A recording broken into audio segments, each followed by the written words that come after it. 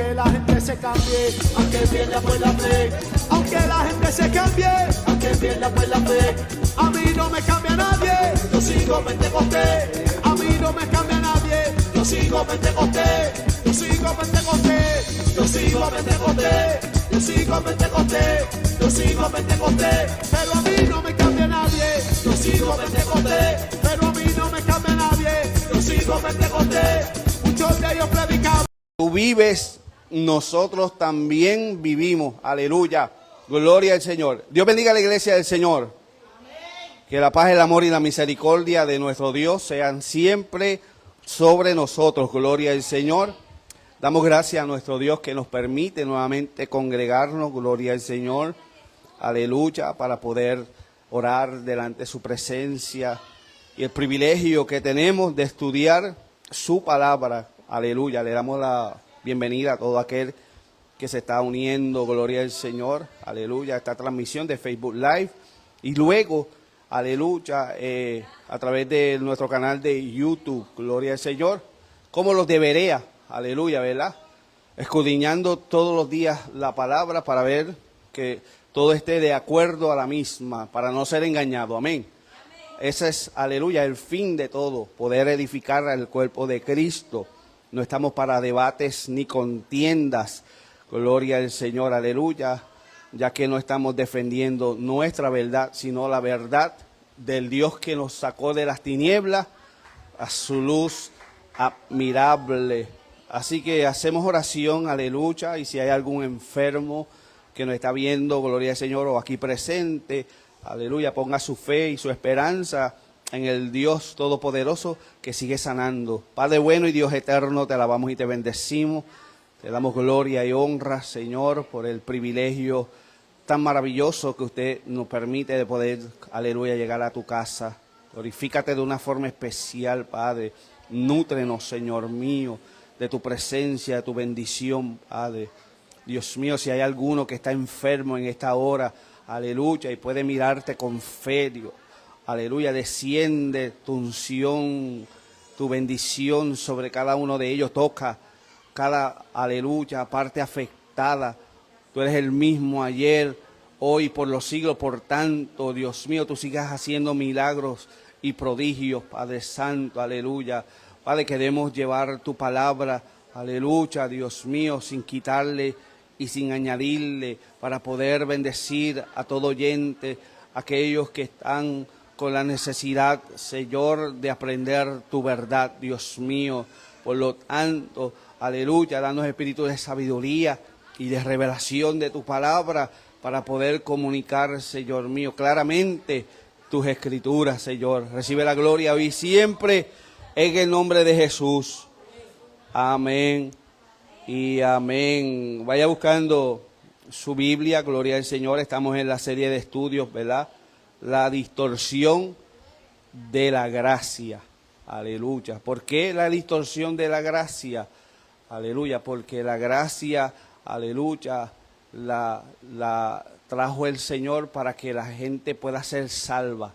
Él no quiere que nadie se pierda. Aleluya, sino que todos procedan al arrepentimiento, ¿verdad? Y que se salven, gloria al Señor, aleluya. Hay unos requisitos, bendito sea el Señor, establecidos por Él mismo, por Dios. Así que si hay unos requisitos, gloria al Señor, pues se supone que nosotros, gloria al Señor, reunamos esos requisitos. Así que hay que hacer algo, aleluya. No solamente creer, porque, ¿verdad?, la fe sin obra está muerta, gloria al Señor. Nosotros no hacemos obra, aleluya, para ser salvos. La salvación no se compra. Pero, aleluya, una vez usted es salvo, aleluya, ¿verdad?, su naturaleza lo lleva, aleluya, a hacer, ¿verdad?, obras de fe. Bendito el nombre del Señor, aleluya. Así que buscamos la palabra en la segunda carta del apóstol Pablo a Timoteo. Segunda carta de Pablo a Timoteo. Bendito el nombre de Jesús. Y, ¿verdad?, yo no voy a pedir disculpas si usted me escucha alabar mucho al Señor, pero es que me perdonó mucho. Así que utilizaré las muletillas. Bendito el nombre de Jesucristo. Segunda de Timoteo, capítulo 2, y vamos a leer versículo 15 y 16. Saludamos a Maylin, a Willow a través de Aleluya, ¿verdad? Y Lisandra y Nelson, ¿verdad? También, Aleluya. A todos los hermanos que están conectándose, gloria al Señor, Aleluya. En un momento dado, Pablo dijo, alabado sea el Señor, que sus prisiones habían, aleluya, ¿verdad?, causado que muchos más se atrevieran a predicar, a hablar, ¿verdad? Unos por envidia, pero otros con, aleluya, ¿verdad?, sinceridad. Y eso lo vemos, ¿verdad?, todavía hoy día. Hay algunos que lo único que saben es criticar, pero hay otros que con, aleluya, honestidad quieren aprender, gloria al Señor, y salir, aleluya, de tradiciones, mi amado, que no, aleluya, benefician en nada, ¿verdad?, al alma. Gloria al Señor, aleluya. Así que, 2 Timoteo, capítulo 2, versos 15 y 16, lee así: a la gloria del Padre, del Hijo y con la revelación del Espíritu Santo. Amén. Procura con diligencia presentarte a Dios aprobado, como obrero que no tiene de qué avergonzarse, que traza rectamente la palabra de verdad, mas evita profanas y vanas palabrerías, porque conducirán más y más a la impiedad. Bendita es esta palabra del Señor, aleluya. Qué consejo más poderoso, ¿verdad?, le da el apóstol Pablo a Timoteo y a nosotros hoy en día que queremos, ¿verdad?, aleluya, predicar la palabra, enseñar la palabra, aleluya. Tenemos que ser aprobados no por el hombre. Por ahí dicen que no somos un billete de 100 para caerle bien a todo el mundo, pero necesitamos sí ser aprobados por el Dios al cual le tenemos que dar cuenta, ¿verdad? Aleluya. Y cuando tú enseñas la palabra, usted tiene que tener, gloria al Señor, un grado de responsabilidad sumamente alto, porque hay unas consecuencias, mi hermano, horribles de tú enseñar algo, gloria al Señor, que conduzca a la impiedad y a la perdición. Esto no lo hacemos a la ligera, hermano, no hacemos, ¿verdad? No entramos en estos estudios por debatir o por llevarte la contraria. Al contrario, hemos descubierto, ¿verdad?, que estas enseñanzas de la distorsión de la gracia atentan contra la salvación, porque, aleluya, desvían la mirada del blanco que es Cristo a hombres, aleluya, ¿verdad?, que están sujetos a fallar, sujetos a equivocarse. Me equivoco yo, te equivocas tú, pero Dios no se equivoca. Por eso los de Berea, cuando recibían alguna visita y que les predicaba o les llevaba, aleluya, una enseñanza, ¿qué hacían? Rápidamente no aprobaban, no decían amén, amén a eso. Aunque fuese Pablo, fíjese, el más grande de los, aleluya, evangelistas, predicadores, misioneros de esa época. Simplemente, gloria al Señor, escudrillaban todos los días, aleluya, para ver si lo que él decía era la verdad, para recibirla, aceptarla y poder vivirla. Bendito el nombre de Jesús. Por eso aquí dice que es con diligencia que hay que procurar presentarnos delante de ¿quién? ¿Por qué las personas, aleluya, han cambiado el evangelio?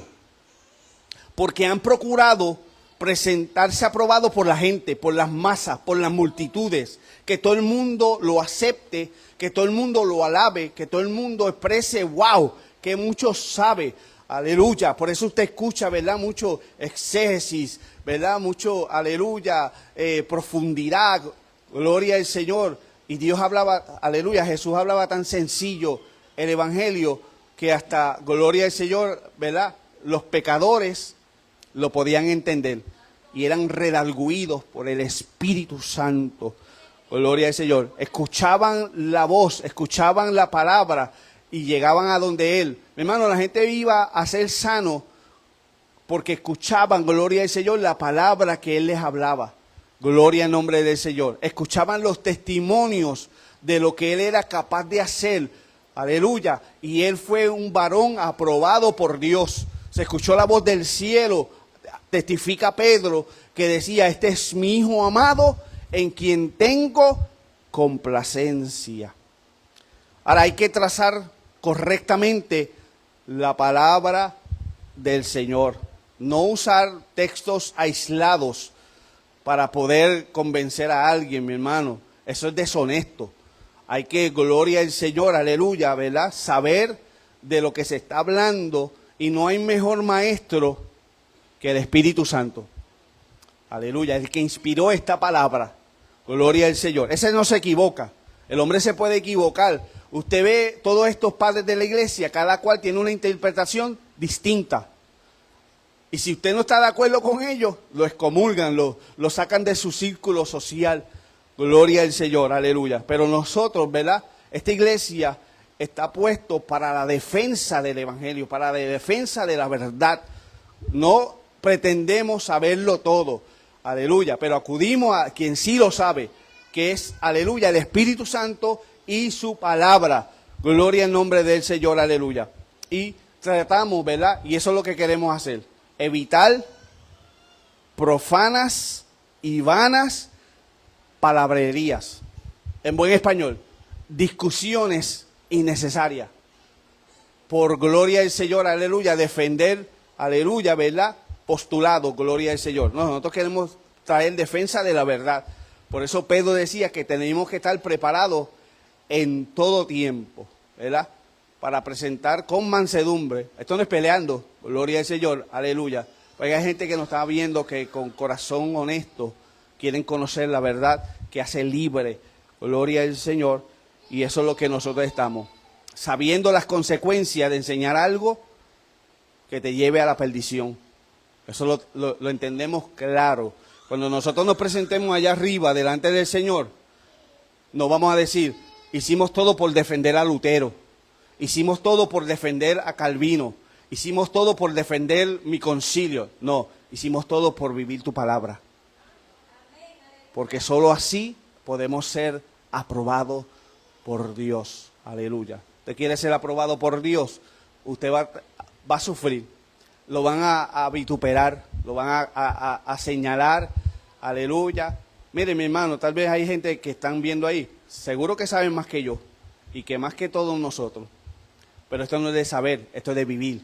Gloria al Señor. Y si tu sabiduría, aleluya, trae división, trae contienda, tu sabiduría es terrenal y es diabólica. La sabiduría del Señor nunca te va a elevar por encima de tu maestro. Siempre te va a mantener, aleluya, ¿verdad? Humilde, gloria al Señor, aleluya, y manso. Porque Jesús dijo, aprended de mí, que soy manso y humilde de corazón, y hallaréis descanso para el alma. Una persona, gloria al Señor, que lo que se pasa es discutiendo, contendiendo y debatiendo, no tiene paz, no tiene descanso. Pero cuando usted está seguro, gloria al Señor, de la doctrina bíblica, de estar aprobado por Dios, aleluya, no importa que te critiquen, no importa que te señalen, tú vas a permanecer en la verdad, porque en aquel día tú quieres mirar, aleluya, delante del Señor, aleluya, y decirte, eres aprobado, entra en el gozo de tu Señor. Así que te invito, gloria al Señor, a seguir con nosotros, Biblia en mano. Todos los que aquí toman la parte siempre te especifican, tenga su Biblia en mano, gloria al Señor, aleluya, para que no seas engañado, aleluya.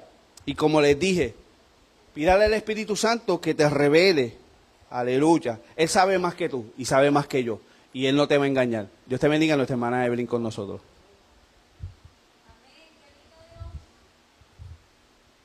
Dios le bendiga, hermanos. En Romanos 5, 1 y 2. Justificados tenemos paz. Tenemos paz. Tenemos paz para con Dios por medio de nuestro Señor Jesucristo, por quien también tenemos entrada por la fe a esta gracia en la cual estamos firmes y nos gloriamos en la esperanza de la gloria de Dios. La fe produce paz. Y vamos a hablar aquí de lo que resulta en la vida de un ser humano por no tener paz. Y yo les he dicho varias veces en estos estudios que para poder tener paz, primero hay que tener perdón de Dios. Y vamos a ver cómo la falta de paz, porque no ha habido petición de perdón, cambia una vida, la tuerce y hace que una persona llegue al suicidio. Vamos a ver hoy, verán, qué pasó en la vida de Martín Lutero. Y con esto yo quisiera ya terminar este estudio. Hay un estudio que yo busqué, hay pruebas, el que quiera, ¿verdad? El estudio se le envía. Hay un señor que escribió un libro que se llama Martín Lutero, la juventud y los años de estudios de 1483 al 1505. Ese libro, que es escrito por Dietrich M., los dos historiadores más importantes de Alemania que trabajaban con la vida de Lutero, han avalado lo que aparece en ese libro. Dietrich M. era un jurista y erudito alemán, ¿verdad? Ahí está el libro que él escribió, ahí está todo, ¿verdad? Ok, en ese libro se establece que Martín Lutero cometió el pecado de homicidio, de asesinato. ¿Se acuerdan el episodio del rayo que yo les mencioné, verdad? El episodio del rayo, que les dije que eventualmente iba a hablar sobre eso, ¿verdad? Pues hay mucha evidencia que apunta hacia el hecho de que hubo un asesinato encubierto, ¿verdad? Pues en ese libro el doctor Dietrich M. afirma que Lutero entró en el convento para protegerse, ¿verdad? Legalmente de lo que había ocurrido, porque había matado en un duelo a un colega de estudios. El autor del libro va a relatar, vamos a ver ahora qué él dice en el libro y de qué pruebas él se apoya. Dice, Lutero escribe, no se hirió por sí solo, sino porque se había batido en duelo con ese compañero. Entonces Lutero era bachiller de la Facultad de Filosofía. Tras este duelo, sin embargo, debía abandonar la célebre Bursche, eso significa, ¿verdad?, la pensión, el lugar de apartamento, ¿verdad?, de la Universidad de Erfurt, e irse a refugiarse al hostel de San Giorgio, donde estaba un señor que él tenía mucha confianza con él y le confesó lo que pasó. Hay que saber que los estudiantes ya graduados a partir del bachillerato tenían derecho a portar la espada, pero no podían hacer uso de ella, so pena un grave castigo. Todos los universitarios por ello debían jurar someterse a esta orden. No obstante, los litigios entre ellos, aún a mano armada, eran muy frecuentes, incluso las disputas de los exámenes con frecuencia eran continuados con la espada. Por esto los examinandos, o sea, esa palabra significa los que estaban siendo examinados, como graduando, examinando. Antes del examen debían jurar no vengarse por las notas recibidas. Pero en los libros de los decanatos de las universidades medievales figuran muchos decesos de universitarios luego de los exámenes, justamente por el uso de las armas. Y aquí, ¿verdad?, yo estuve buscando información sobre duelo y dice lo que siempre hemos sabido, que más allá de defender uno que otro punto, era defender el honor, ¿verdad? Eso sabemos, ¿verdad? Pues hay un tratado que se escribió en el año 1517, que justamente fue el año en que él emite las 95 tesis. Y ese tratado en aquella ocasión fue un tratado anónimo. En 1520 se escribe el mismo tratado, el mismo, bajo el nombre de Martín Lutero. Primero fue anónimo. ¿Por qué fue anónimo ese tratado? Dice, el tratado de Lutero se llamaba Derecho Eclesiástico de Asilo, cuyo contenido y circunstancias de composición confirman los resultados. Está hablando el autor, ¿verdad?, del libro, de mi investigación anterior. El tratado sobre el derecho eclesiástico de asilo fue publicado por primera vez de forma anónima, aquí lo dice, en 1517, y luego con el nombre de Lutero en 1520. Fue lo mismo. Este tratado fue traducido, ¿verdad? Miren, aquí está, me dio muchísimo trabajo conseguirlo, ¿verdad? Lo traducen. Ese tratado dice: los hallazgos jurídicos y biográficos sobre los años de juventud y estudio de Lutero han animado a los psicólogos a reexaminar su estado mental. ¿Qué tiene que ver eso con la gracia? Tiene que ver todo con la gracia. Porque una persona que no vive la gracia, no vive el perdón, porque él tenía una visión con respecto al pecado. Él tenía una visión que no permitía, él no quería reconocer ninguno de sus pecados. Y para tú disfrutar de la gracia, tienes que pedir primero perdón. Y ese era el problema con la mala interpretación de la gracia por parte de Lutero, ¿verdad? Por eso es que traemos estos eventos en su vida. Y este es el libro, ¿verdad? Ahí, y está para la venta, de hecho. Aquí está la traducción: Tratado sobre el derecho eclesiástico de asilo, traducido y editado del latín. En este libro, este señor que se llama Albert Mock resumió los aspectos biográficos, psicológicos y teológicos en su libro Adiós a Lutero. Reflexiones psicológicas y teológicas con motivo del año de Lutero, publicado por esta editorial, ¿verdad? Que ven aquí. Ese es el libro, que se llama Adiós a Lutero. También me dio mucho trabajo conseguirlo, porque casi todo está en alemán, ¿verdad? Y es difícil conseguirlo. Esa es la traducción, ¿verdad? Adiós a Lutero, reflexiones psicológicas y teológicas sobre el año de Lutero. Este señor, que se llama Theobald Beer, independientemente de las investigaciones biográficas y psicológicas, demostró que la cristología de Lutero, su teología de la desesperación, debe remontarse hasta 1509. La nueva edición de su libro, de este señor, titulado Conversión gozosa y disputa, los fundamentos de la teología de Martín Lutero, fue publicada en 1980 por la editorial Johannes Verlag en Enschede.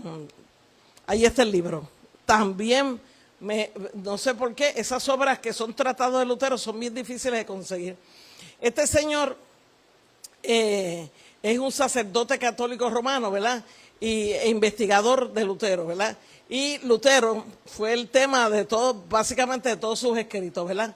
Ahí está la biografía, ¿verdad? El que quiera saber. Este otro señor, Remigius Bohmer, estamos hablando de los historiadores más importantes sobre Lutero, ¿verdad? Que confirman lo que se dice en el libro sobre el homicidio, ¿verdad? Dice que es uno de los historiadores de la iglesia en lengua alemana con más renombre en las últimas décadas. Notable investigador y piadoso sacerdote, especialista también en Martín Lutero. Ambos. Ok. Enseguida que Lutero, dice el libro, hubo dado su examen de maestro, ¿verdad? Una maestría de la Facultad Filosófica, ocurrió una muerte misteriosa, la de un cierto Jerome Bonds, que había dado también él con resultado positivo el examen de Magister junto con Lutero y otros 15 candidatos. Y bien, él murió justamente tras el examen y la promoción a Magister, ¿verdad? El autor arriba citado escribe que Lutero y Bonds se encontraron en duelo y que Lutero hirió mortalmente a su compañero. Necesidad de defensa, acción pasional. Hay que tener presente que Lutero ya se había batido en otro duelo cerca de Erfurt, del cual había salido mal herido. Presuntamente, ¿verdad? Con aquel amigo que dicen que estuvo en el momento del rayo. Pero con este segundo duelo, en el cual mató a su compañero de estudios, Jerome Bonds, la situación se precipitó. Okay, ¿por qué él dice eso? Pasaron unas cosas muy sospechosas. Lutero, para escapar a la condena a muerte, fue a su protector y amigo Johannes Braun, vicario colegial en Eisenach, para pedirle consejo. Eso fue en junio de 1505. Braun, este señor, lo instó a entrar en una orden religiosa para evitar un proceso judicial. Y así Lutero, el 17 de julio de 1505, ingresó en el convento de los eremitas agustinos, entonces cubierto por el derecho de asilo. ¿Qué pasaba? La historia dice que fue que él le dijo a su papá que él estaba más que no quería estudiar derecho, que él quería estudiar teología, pero todo fue para ¿verdad? Silenciar el asesinato que se había cometido. Pero vamos a ver más pruebas. Con el nombre de asilo, desde tiempos remotos se designaba un lugar al cual le es conexo el privilegio de poner a cubierto de toda persecución a quien quiera se hubiese refugiado allí. Ordinariamente un lugar sacro, considerado entonces bajo la particular potestad, tutela y venganza de la divinidad. Se llama derecho de asilo, la inmunidad misma de la cual gozan esos lugares o edificios y por tanto la inmunidad así participada a la persona que allí se refugia. De ellos se seguía que un lugar sacro era sustraído a la jurisdicción del Estado y caía bajo la jurisdicción eclesiástica. Esta institución jurídica es antiquísima, ¿verdad? Había una cosa que se llamaba derecho de asilo. Ok, este señor del que yo estoy hablando era un amigo, una figura paternal, ¿verdad? Para Martín Lutero durante su estancia, ¿verdad? En el área de estudio. El concepto de asilo, ¿verdad? Dice el asilo en sagrado, conocido también con la expresión acogerse a sagrado, era una ley medieval por la cual cualquier perseguido por la justicia podía acogerse a la protección de iglesias y monasterios. Se basaba en el concepto jurídico de que cualquier oprimido por las leyes de su país podía ser protegido por otra autoridad, fuese civil o religiosa, y derivaba de la antigua costumbre de la hospitalidad. Y ahí hay un cuadro famosísimo, miren, aquí hay hasta un monje, ¿verdad? Ese cuadro se llama El Derecho de Asilo, de Francisco Javier Amérigo. Fíjense que hay hasta, ¿verdad?, interpretaciones artísticas de eso. Aquí quisiera recordar al famoso Ludovico. Él hace una especie de comparación entre una obra que leyó el autor, que es una situación muy similar a la de Lutero, pero no vamos a entrar en eso. Yo quité todo lo que tenía que ver con el autor y todo. Lutero, en cambio, se hará fraile, pero aunque reo confeso de su delito, quieto y turbado. Lo dirá él mismo en una de sus prédicas del año 1529. Aquí vamos a las pruebas. Ahí vamos a las pruebas. En una prédica de 1529, que está documentada, escrita, él hizo esta expresión y se traduce así: yo fui de monje uno que quería ser seriamente piadoso, en cambio me hundí aún más, fui un gran malvado y homicida. Él lo dice en una de sus prédicas, ¿verdad? Eso está en las ediciones Weimar, ¿verdad? Como una obra de él, de lo que él escribía. No estamos hablando de Table Talk, porque Table Talk, como les dije, es un compendio de cosas que decía Lutero, pero citadas por sus amigos, ¿verdad? Que tienen cierta validez porque la tienen, ¿verdad? Porque eran sus amigos, no eran sus enemigos. Vamos a ver aquí. Y en otra distendida conversación de Lutero, transcripta por Beit Dietrich, se lee, y aquí está la traducción: por un singular consejo de Dios me he hecho monje a fin de que no me arrestaran. De otro modo habría sido fácilmente arrestado, pero así no pudieron porque toda la orden se ocupaba de mí. Fíjense que hay alegaciones de él, porque él está... ¿Qué pasa con las personas que, ¿cómo se llama? Los que llegan aquí de otro país, tienen algo así, ¿verdad? Una protección. Ellos tienen que, según yo me enteré, ellos tienen que pronunciar algo en voz alta, que se ha escuchado por los oficiales del aeropuerto. Hay gente esperándola, eso ha sido coordinado. Y cuando él dice, yo quiero asilo político, lo tiene que verbalizar. Yo quiero asilo político. Ya automáticamente está protegido. No todos los países tienen eso. Cuba está identificado como un país que vivir ahí y fugarse se permite el asilo político. Por ejemplo, yo no puedo ir a Finlandia y decir, quiero asilo político. Puerto Rico no está protegido por esa ley. Hay países donde las condiciones están, ¿verdad? Este caso fue un muchacho deportista, pintor. Y fue esposo precisamente de la hija de Jorge Rivera Nieves, el periodista, Grenda Rivera. Él se acogió en el aeropuerto, ya lo estaban esperando, ¿sabes? Él contó todo eso. Es una red de cubanos, ¿verdad? Que ellos mismos se ayudan. Ellos son muy fraternales, ¿verdad? Y se ayudan. Pues entonces, había unas áreas protegidas por una ley protegida. El monasterio. O sea, todo es de él, ¿verdad? Y ya, como quien dice, las expresiones que él hace no se pueden tomar. Es como los políticos ¿cómo le llaman? En el salón de audiencia, eso tiene un nombre, ¿verdad?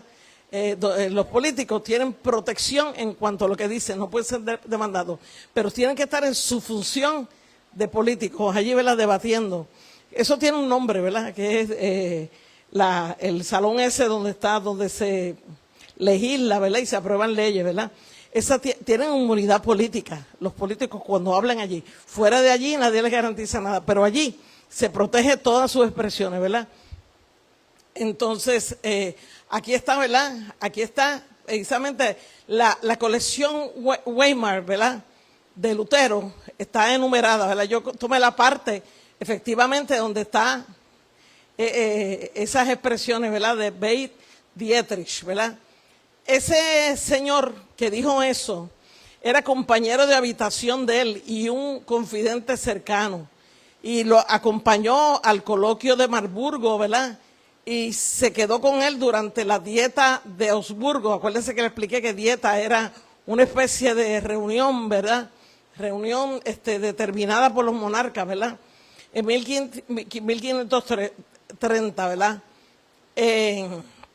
Fue también editor de unos trabajos de Lutero que se llama Lecturas sobre Génesis, ¿verdad? Y también él aportó para la obra de Lutero, que era Table Talk, ¿verdad?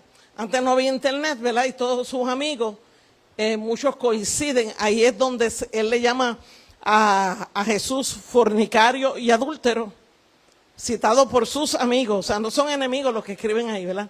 Fornicario y adúltero. Tan real es esa expresión que la misma iglesia luterana en sus sites excusan, o no excusan, sino que nos quieren dar a entender que él lo hizo como una expresión muy dramática para hablar sobre el pecado. Pero yo insisto, ¿verdad?, que esa no es la manera de enseñar a Jesús, ¿verdad? Porque él nunca pecó y raya en la herejía el hecho de decir que era fornicario y adúltero. Precisamente él dice que fornicó con la mujer samaritana. Qué casualidad que sobre eso hemos hablado aquí.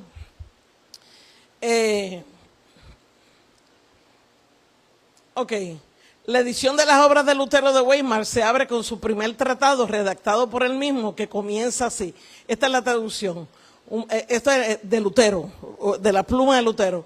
Un breve tratado del doctor Martín Lutero, ordinario de la Universidad de Wittenberg, sobre aquellos que huyen en las iglesias, muy útil tanto para los jueces seculares como para los rectores eclesiásticos y prelados de los monasterios, ¿verdad?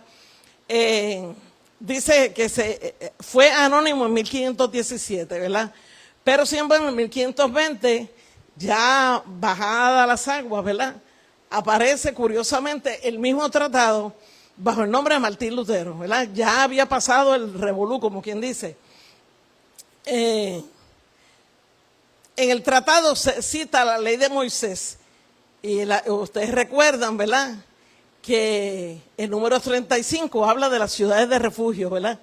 El número 35, que nuestra hermana Naomi hizo una predicación excelente y él cita en ese tratado ¿verdad?, el número 35, las ciudades de refugio, que ya sabemos, ¿verdad?, de qué se trataba, ¿verdad?, que hasta que el que no tuviera intención de matar, que dijera yo no tuve la intención, pues se refugiaba ahí hasta que el sumo sacerdote muriera, ¿verdad? Tenía esa protección. Y siempre y cuando, ¿verdad?, entendieran ellos que no lo hizo a propósito, ¿verdad? Y este es el número 35, ¿verdad? Ok.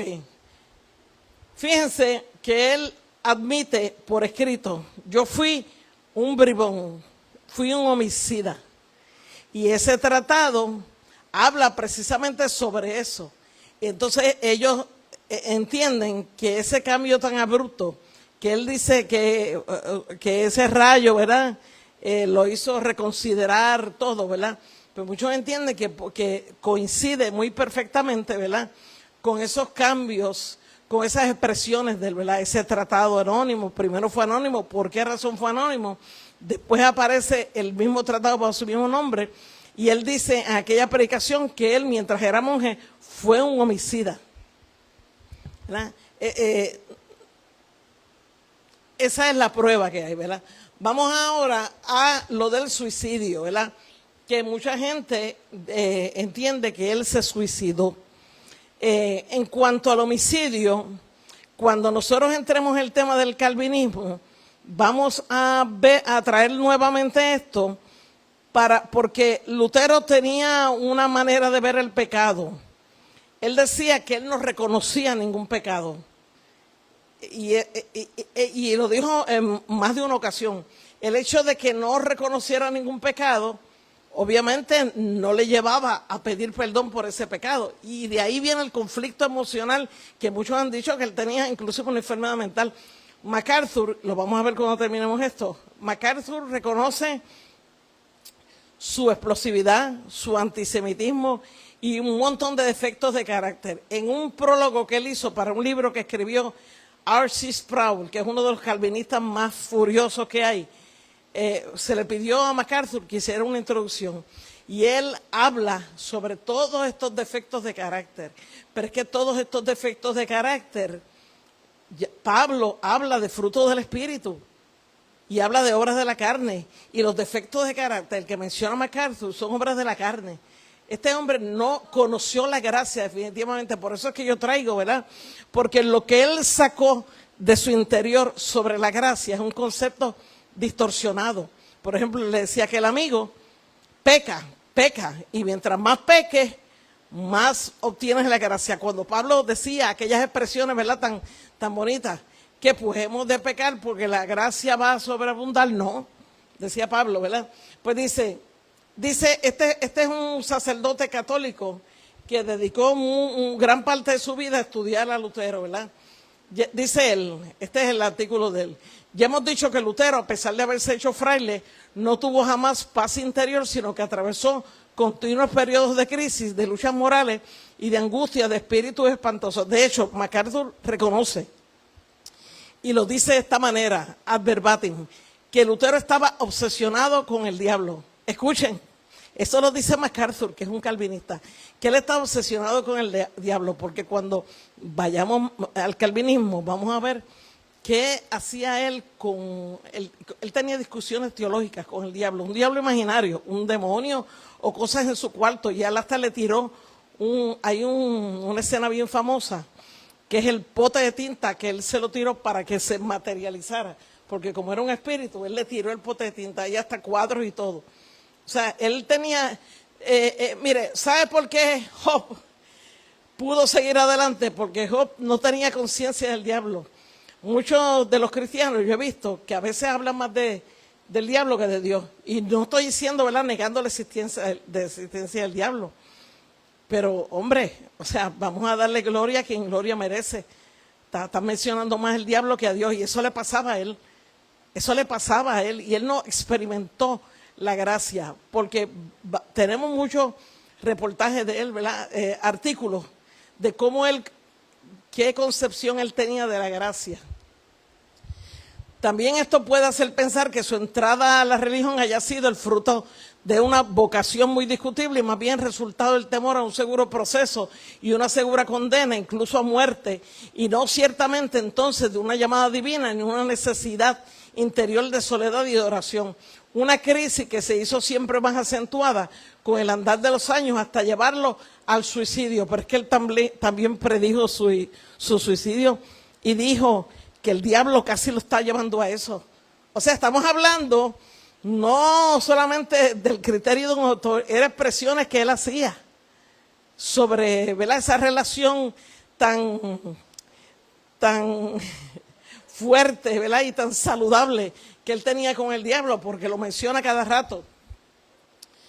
Vamos a ver, dice el psicoanalista Ronald Dalbiez, Ronald Dalbiez, en su estudio sobre la angustia de Lutero, le atribuye, según, ¿verdad?, el conocimiento profesional de este señor, una neurosis de angustia gravísima, tan grave que uno puede preguntarse si no ha sido debida a un estado límite en la frontera entre la neurosis, por una parte, y el raptus suicida, por otra, un automatismo telesuicida. ¿Verdad? Eso es una expresión de un psicólogo que habla de Lutero, y él tiene necesariamente que concluir esto. No hay que ser psicólogo para saber, ¿verdad?, que ese hombre estaba muy perturbado, ¿verdad? Es un filósofo francés, ¿verdad? Ok, esto es rapto suicida, la definición, ¿verdad? Para cuando lo que tengan el estudio, pues ahí está todo. Es un texto de un psicoanalista en la línea del pensamiento de Freud que quería insinuar una no libertad de un Lutero enfermo de los nervios. Ahora, esto podría tal vez explicar por qué Lutero, para huir a la voz de su conciencia y sofocar en él la continua angustia, haya tomado la tesis falsamente atribuida a San Agustín, lo vamos a ver luego, acerca de la justificación mediante la sola fe sin las obras, gracias al sacrificio de Cristo que ha llevado sobre sí los pecados de los hombres. De hecho, en la traducción que él hace de la Biblia al alemán, él añadió, y ya todos los escritores lo saben, la palabra solo por la fe. La Biblia dice por la fe, y él añadió solo por la fe. Y cuando se le preguntó, él dice que así se entiende mejor. Y añadió la palabra solo por la fe. Y recuerdan lo que le dije en el libro de Santiago, ¿verdad? Ok, esto es el texto tal como Lutero lo escribió. Tienes que mirar a Cristo cuando veas que tus pecados se te pegan. Ti. Esa expresión la busqué en diferentes fuentes y aparece, no sé, es extraña para nosotros, ¿verdad? Pero aparece así. Entonces estarás como el reparo frente a los pecados, a la muerte y el infierno. Tú debes decir entonces, mis pecados no son míos porque ellos no están en mí, sino en otro. Esto es, en Cristo, por lo que no pueden dañarme. Eso es lo que él decía, mis pecados no son míos. Pero ¿qué decía Pablo? De manera que ya no soy yo quien hace aquello, sino el pecado que mora en mí. Yo no le tengo que hacer caso a Lutero y leer incontables horas de Lutero para entender la gracia de la que me habla Pablo, ¿verdad? Y si hago lo que no quiero, ya no lo hago, sino el pecado que mora en mí. Fíjense que él dice, mis pecados no son míos, y Pablo dice, el pecado que mora en mí. Hay un refrán que dice que al buen entendedor, mientras más contradicciones yo veo entre lo que él dice y lo que dice Pablo, más me reafirmo, ¿verdad?, en que distorsionó el concepto de la gracia. Dice Lutero, se requiere un esfuerzo extremo, en efecto, para poder aferrar estas cosas a través de la fe y creerlas hasta el punto de decir, yo he pecado, yo no he pecado, a fin de que sea vencida la conciencia. Y miren cómo se expresa de la conciencia. Miren, yo le dije al Señor, Señor, yo te pido que estas personas que están viendo y mi propia iglesia entiendan el mensaje que le queremos llevar. Y entiendan que hablan de que la Biblia es la regla de fe, efectivamente la Biblia. Hay muchas personas que han dicho hasta que Lutero era un gnóstico, es un filósofo. Cuando uno se enreda en estas aventuras filosóficas de todos estos teólogos, se va apartando de la palabra, ¿sabes? Se va apartando y uno tiene que quedarse en la palabra. Mira, dice, a fin de que sea vencida la conciencia, y hablaba de la conciencia de esta manera, esta dominadora potentísima que a menudo ha arrojado a los hombres a la desesperación, al cuchillo o a la cuerda. Es conocido el ejemplo de un hombre que atormentado en su conciencia decía, yo no he pecado. Miren lo que dice él, de hecho él le llama a la razón prostituta, con una palabra de 4 letras, ¿verdad? A la razón. Le llamaba prostituta. Pues miren lo que dice Pablo. Él dice aquí que la conciencia es una dominadora potentísima que a menudo arroja a los hombres a la desesperación, al cuchillo o la cuerda. Que la conciencia es eso. Sin embargo, miren lo que dice Pedro. Porque nuestra gloria es esta, el testimonio de nuestra conciencia, que con sencillez y sinceridad de Dios, no con sabiduría humana, sino con la gracia de Dios, nos hemos conducido en el mundo y mucho más con vosotros. Dice Pablo también, mostrando la obra de la ley escrita en sus corazones, dando testimonio su conciencia y acusándoles o defendiéndoles su razonamiento, ¿verdad? Se refiere a los gentiles, ¿verdad? Que la conciencia sirve para acusarte o defenderte, ¿verdad? Y dice Pablo también, verdad digo en Cristo, no miento, y mi conciencia me da testimonio en el Espíritu Santo. ¿Están viendo? Fíjense cómo Lutero trata la conciencia, totalmente apartado de lo que dice Pablo, que a su vez lo dijo Cristo, porque lo que él habla es porque Cristo se lo enseñó. Entonces, aquel dice que la conciencia lo que hace es llevar a los hombres a la cuerda o al cuchillo, ¿verdad? A la cuerda es ahorcarse y al cuchillo es acuchillarse, ¿verdad? Pero Pablo dice lo contrario. Y yo creo, ¿verdad?, que eso ya tenemos aquí dos comparaciones bíblicas para que ustedes vean cómo distorsionaba la gracia. Es que tenemos pruebas, ¿verdad? Dice Lutero, en realidad la conciencia no puede estar tranquila, sino cuando los pecados son alejados de su mirada. Escuchen, es necesario entonces que ellos sean alejados de tu mirada, de modo tal que tú mires no lo que has hecho, no tu vida, no tu conciencia, sino a Cristo. Esto es un enredo filosófico, sí se mira a Cristo, pero la conciencia nos las ha dado el Señor. Nos ha dado el Señor precisamente para que manejemos la cuestión del pecado. La palabra está escrita y la conciencia nos dice, ¿estamos obedeciendo o no estamos obedeciendo? Es necesaria la conciencia. Y miren cómo Pablo hablaba, ¿verdad? Está claro, dice el autor de este estudio, que un tal texto no tiene nada de automático, por el contrario, es un razonamiento muy sofisticado, un rechazo de la verdad. Yo he pecado, dice Lutero, pero yo no quiero reconocerlo. Ahora, esto es un zambullirse en la mentira, es querer autosugestionarse, es como un admirarse en cada pecado y en cada error, silenciando la conciencia, como Caín frente a su pecado, silenciando la conciencia, que está puesta para que nos diga, ¿estás bien o estás mal? ¿Nos acusa o nos defiende? Eso dice la palabra de Dios, ¿verdad? Por supuesto, ni siquiera Lutero se tranquilizó con la invención de esa justificación mediante la sola fe, dice el autor.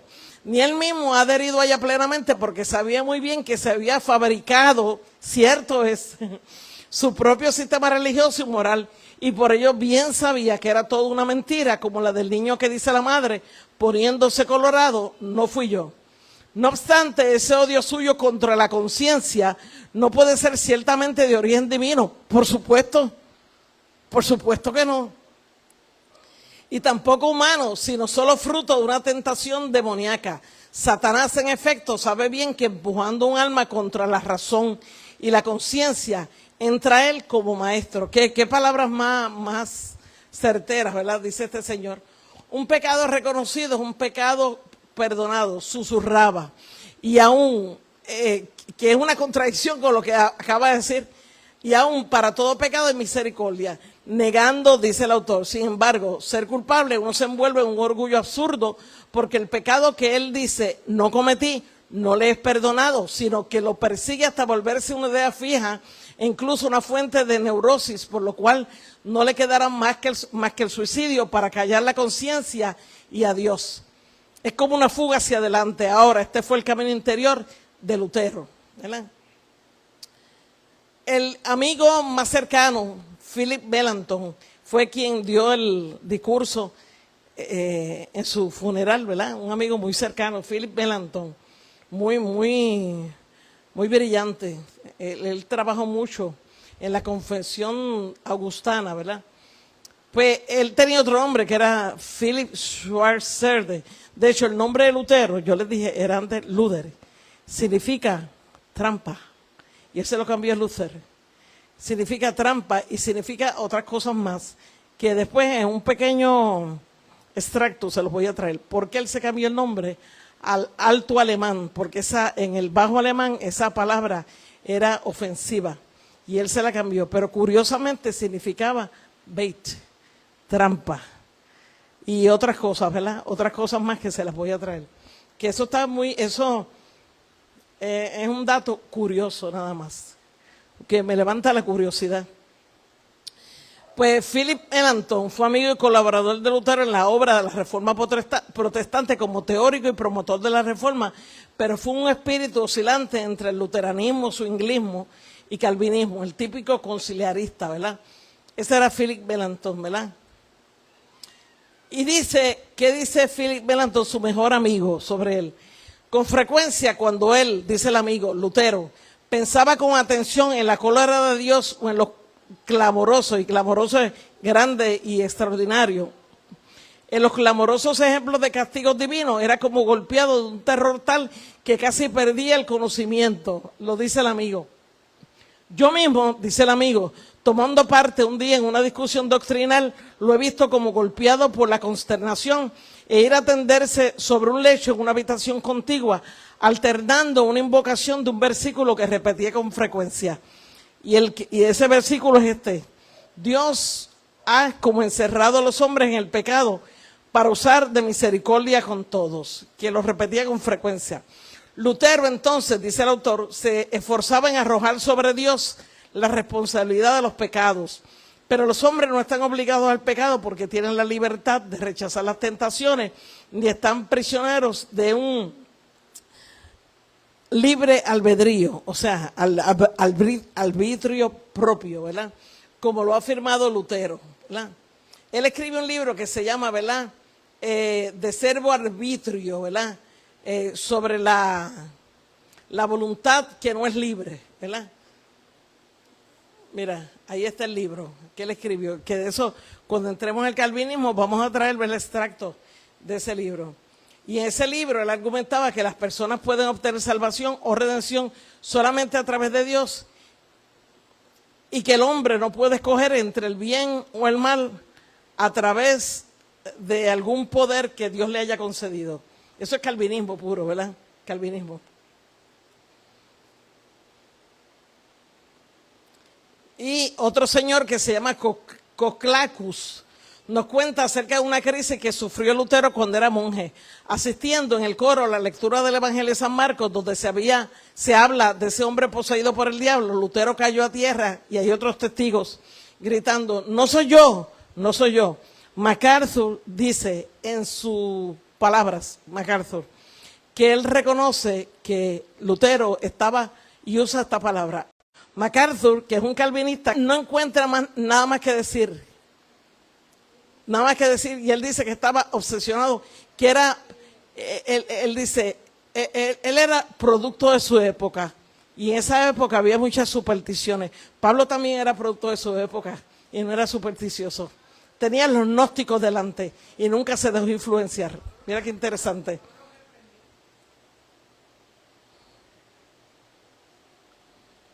En un fragmento de Propos de Table, charlas de mesa, ¿verdad? Table Talk, he reportado una conversación entre Lutero y el pastor de Guben, M. Leonard. Guben es un lugar de Alemania, ocurrida en el año 1551. ¿Qué le dijo a ese pastor?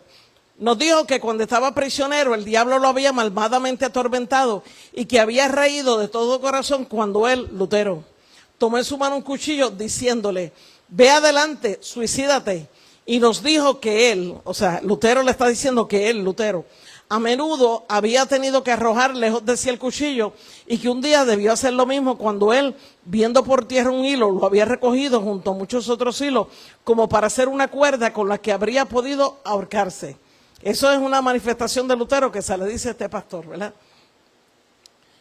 Después nos dijo que el diablo, hasta el punto que no era ya capaz de recitar el Padre Nuestro, ni el doctor Lutero le había dicho. Esto me ha ocurrido muy a menudo, eso decía Lutero, tanto como para ponerme en la mano un cuchillo y que pensamientos malvados me venían a la mente de tal modo, de manera de no poder ya rezar. Y el diablo incluso me ha expulsado fuera de la habitación. Esas son cosas que él decía. De hecho, alguien podría decir, pero esos son amigos de él, ¿qué garantía tenemos? La iglesia luterana reconoce que él decía todas estas cosas, pero le da su explicación teológica. Su explicación, ¿verdad? Que no, más que una tentación, entonces podemos decir que Lutero había ya una mórbida compulsión al suicidio, ¿verdad? Quiero también destacar ahora la predilección que Lutero Wittenberg tenía hacia su joven estudiante Jerome Weller. Ya yo esto, ¿se acuerdan? Que yo lo traje, ¿verdad? El consejo que le daba Jerome Weller a su amigo, ¿verdad? Ustedes recuerdan que él decía, debemos cometer incluso algún pecado por odio y desprecio hacia el demonio para no darle la ocasión de crearnos escrúpulos por nada. ¿Y qué otra razón crees tú que yo tenga para beber siempre menos agua, para tener siempre menos moderación en el hablar y amar siempre más las buenas comidas? Con esto también yo quiero burlarme del diablo y atormentarlo. Él que quiera atormentarme y burlarse de mí. Ya yo les expliqué a ustedes, ¿verdad? al diablo se le resiste, no se conversa con él, no se dialoga con él. ¿Qué me dijo? Ok. Dice, si pudiera encontrar algún buen pecado para burlarme del diablo y para hacerle comprender que no reconozco ningún pecado y que mi conciencia no me reprochará ninguno. Es necesario apartar absolutamente de nuestros ojos y de nuestro espíritu todo el decálogo. Eso lo dijo Lutero, ¿verdad? Entonces, y él dice, noten que en ese momento él era profesor de Biblia. O sea, cuando él dice todo el tiempo histórico en que él dice todo esto, es profesor de Biblia. ¿Se acuerdan que Stopitz lo quiso que lo sustituyera en Wittenberg, ¿verdad? Como profesor. Vamos a ir más adelante, ok, más adelante por aquí. Vamos a terminar con esto ya. Decía, el mundo está ya satisfecho de mí y yo estoy satisfecho de él, decía, pero pronto me divorciaré. Si pudiera aquí un turco, si hubiera aquí un turco para matarme. El demonio empuja a los hombres primero a la desobediencia y a la traición como Judas, luego los empuja a la desesperación, de manera que acaban perdiéndose o estrangulándose. Y continuaba diciendo que el demonio tiene una voz tan terrible como para empujar a algunos hombres después de un coloquio nocturno con él y hacerlos encontrar al día siguiente muertos. Y esto me sucederá también a mí. Eso era lo que decía Lutero, ¿verdad? Y el suicidio de Lutero, solamente les voy a leer, ya tenemos poquito tiempo y quiero terminar el testimonio de su sirviente. Lo que dice el sirviente. Martín Lutero, la noche antes de su muerte, se dejó vencer por su habitual intemperancia y en tal exceso que fuimos obligados a llevarlo completamente alcoholizado y colocarlo en su lecho. Sí bebía alcohol, muchísimo alcohol. Fíjense que tiene razón. Luego nos retiramos a nuestra cámara sin presentir nada desagradable. A la mañana siguiente volvimos junto a nuestro Señor para ayudarlo a vestirse como de costumbre. Entonces, qué dolor, vimos a nuestro señor Martín colgando del lecho y estrangulado miserablemente. Tenía la boca torcida, la parte derecha del rostro negra, el cuello rojo y deforme. Frente a este horrendo espectáculo fuimos presos de un gran temor. Corrimos sin retardo a los príncipes convidados de la víspera a anunciarles el execrable fin de Lutero. Ellos, llenos de terror como nosotros, nos comprometieron enseguida con 1000 promesas y los más solemnes juramentos a observar respecto de aquel suceso un silencio eterno y que nada trascendiera. Hubo, ¿verdad?, un pacto de silencio, como hablan en el caso de Rolandito, ¿verdad? Pacto de silencio. Luego nos ordenaron quitar del cabezal el horrible cadáver de Lutero, ponerlo sobre su lecho y divulgar después entre el pueblo que el maestro Lutero había abandonado de improviso esta vida. La versión oficial es que murió de un ataque cardíaco, esa es la versión oficial, ¿verdad? Y ahí está, ¿verdad?, para la posteridad lo que dijo el ayudante. Fíjense, les recuerdo, ¿verdad?, lo que él dijo, que el demonio empuja a los hombres primero a la desobediencia y a la traición como Judas, luego los empuja a la desesperación, de manera que acaban perdiéndose o estrangulándose. Y yo cito al pastor cuando dice, a veces el demonio dirá que yo no estaba allí, yo no tengo nada que ver. Y la responsabilidad de uno mismo, ¿dónde está? Entonces todo es el demonio. Todo lo malo que te sucede es porque el demonio te empujó y tú. Y tu relación con Dios. O tu relación es con el demonio, no es con Dios. Vamos entonces, si Dios quiere, ¿verdad? Le voy a traer uno que otro spot de Martín Lutero durante el estudio de calvinismo porque nos queda más información. Inclusive un consejo que le dio a Philip, un rey, que para divorciarse era mejor que cometiera bigamia. Eso está por escrito también. Y le aconseja que tenga otra esposa para que no se divorcie de la primera, porque los patriarcas tenían más de una mujer. Ese tipo de cosas. Eso lo vamos a ver, ¿verdad? Eso lo vamos a ver, ¿verdad?, del distorsionador de la gracia. Pues entonces seguimos cuando el miércoles, pastor, si Dios quiere. Dios me lo bendiga. Aunque la gente se cambie, aunque pierda pues la fe. Aunque la gente se cambie, aunque pierda pues la fe. A mí no me cambia nadie, yo sigo Pentecostés. A mí no me cambia nadie, yo sigo Pentecostés. Yo sigo Pentecostés, yo sigo Pentecostés. Yo sigo Pentecostés, yo sigo Pentecostés.